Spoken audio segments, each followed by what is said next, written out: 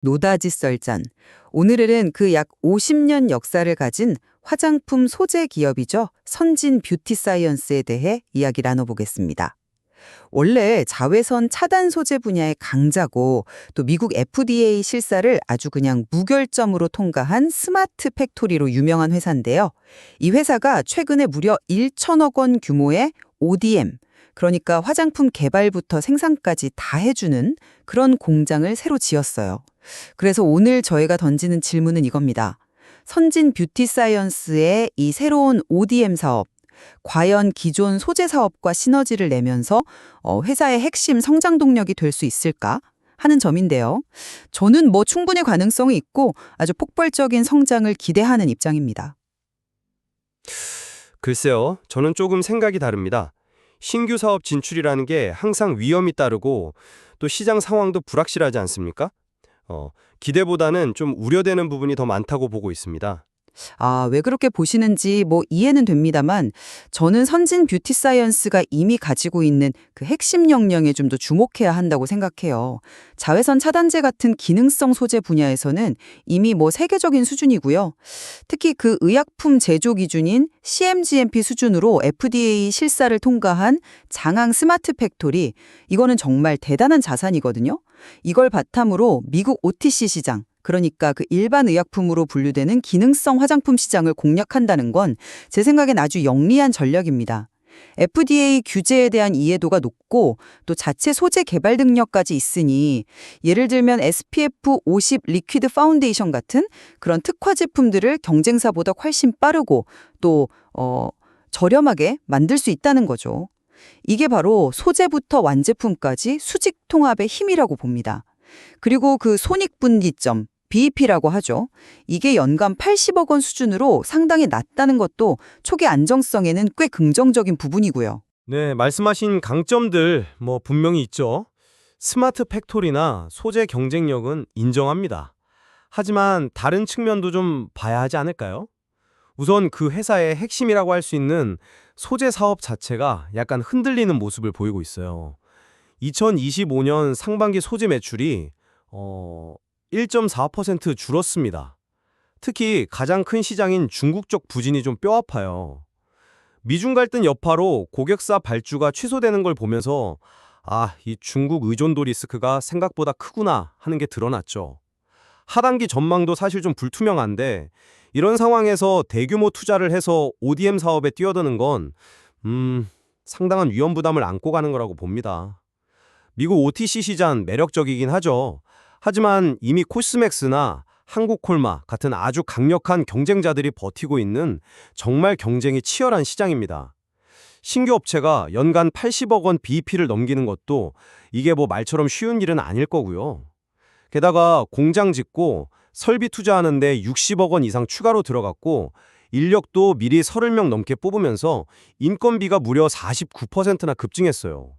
이게 벌써부터 수익성을 깎아먹고 있는 거 아닙니까? 물론 초기 투자 비용 증가는 당연히 있죠. 하지만 이건 퀀텀 성장을 위한 필수적인 선제 투자라고 봐야 합니다. 특히 그 FDA OTC 시장은 진입장벽 자체가 높기 때문에 한번 자리를 잡으면 아주 안정적인 수익을 기대할 수 있는 곳이에요. 선진은 단순히 공장만 지은 게 아니라 FDA 규제 전문가나 업계 베테랑들을 영입해서 전문성을 확실히 확보했어요. 자체 소재 조달 능력에 또 인하우스 임상센터까지 활용하면 원가나 개발 속도 면에서 확실히 차별화된 경쟁력을 가질 수 있다고 봅니다. 약 22조 원 규모로 추산되는 미국 선케어 시장을 생각하면 이 정도 투자는 미래를 위한 과감한 베팅이라고 봐야겠죠. 지금도 아주 활발하게 수준 논의가 진행 중이라는 점도 상당히 긍정적인 신호고요. 이론적인 시너지와 그게 실제로 구현되는 것 사이에는 항상 간극이 있을 수 있습니다. 낮은 BEP라는 것도 결국 내부 추산일 뿐이고 시장에서 실제로 검증을 받아야 하는 숫자죠. 그리고 1,000억 원 규모의 생산 능력을 갖췄다고 하셨는데 이걸 다 채울 만큼 대규모 수주를 안정적으로 확보할 수 있을까요? 현재 초기 매출 목표는 2025년 하반기에 한 20억 원 정도로 잡고 있는 것 같던데 생산 능력에 비하면 사실 좀 턱없이 작습니다. 대형 고객사 확보가 불확실한 상황에서 이게 과잉 투자가 될 위험은 없는 건가요? 또 아까 말씀드린 소재 사업 안정성 문제도 여전합니다. 상반기 실적이 안 좋았다는 건 분명한 사실이고 중국 리스크가 완전히 해소된 것도 아니잖아요. K뷰티 유행에 따라서 변동성도 크고요. 네, 중국 리스크는 물론 계속 관리해야 할 부분이죠. 하지만 그 사이에 미국이나 동남아, 특히 인도네시아 같은 시장에서 매출이 3배 이상 늘면서 포트폴리오가 상당히 다변화되고 있다는 점도 좀 봐야 합니다.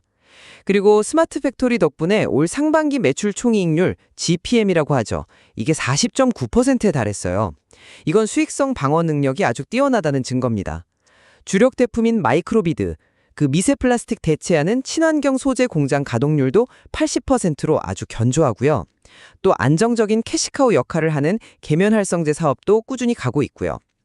이렇게 탄탄한 기반 위에서 ODM이라는 새로운 날개를 다는 것이기 때문에 저는 회사가 제시하는 매출 1,000억 원 달성 시 영업이익률 25% 목표가 아주 허황된 목표는 아니라고 봅니다. 효율성은 저도 인정합니다. 하지만 그 효율성으로 벌어들인 이익이 결국 신규 투자 비용하고 늘어난 인건비로 상당 부분 상쇄되고 있다는 점이 문제라는 거죠. 결국 이 투자가 성공적인 결실을 보기 전까지는 재무적인 부담이 계속될 수밖에 없어요. 만약에 핵심인 소재 사업마저도 예상보다 더디게 회복하거나 정체되기라도 한다면 이 부담은 훨씬 더 퍼질 수 있습니다. 소재, ODM, 자체 브랜드 아이레시피도 있죠? 임상센터까지. 너무 많은 전선의 자원을 분산시키는 건 아닌지 그런 점이 좀 우려되는군요. 자, 요약하자면 선진 뷰티 사이언스는 이미 검증된 소재 기술력과 최고 수준의 스마트 팩토리를 기반으로 FDA OTC라는 고부가 가치 시장에 특화된 ODM 사업에 진출했습니다.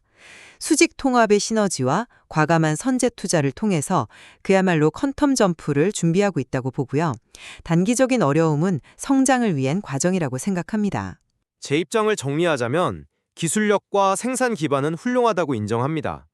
하지만 신규 사업인 ODM이 그 치열한 경쟁 속에서 성공적으로 안착할 수 있을지, 또 핵심 시장의 불확실성을 극복하고 안정적인 수주를 확보할 수 있을지가 결국 관건입니다. 대규모 투자가 과연 그 효과를 증명하고 현재의 수익성 악화를 만회할 수 있을지 리스크 관리가 무엇보다 중요해 보입니다. 네, 선진 뷰티 사이언스의 이번 도전은 K뷰티 산업 내에서도 그렇고 또 회사 자체의 미래에 있어서도 아주 중대한 기로가 될 것 같습니다. 오늘 저희가 제시한 이런 다양한 관점들을 바탕으로 시청자 여러분께서도 이 기업의 성장 가능성을 한번 입체적으로 판단해 보시면 좋겠습니다.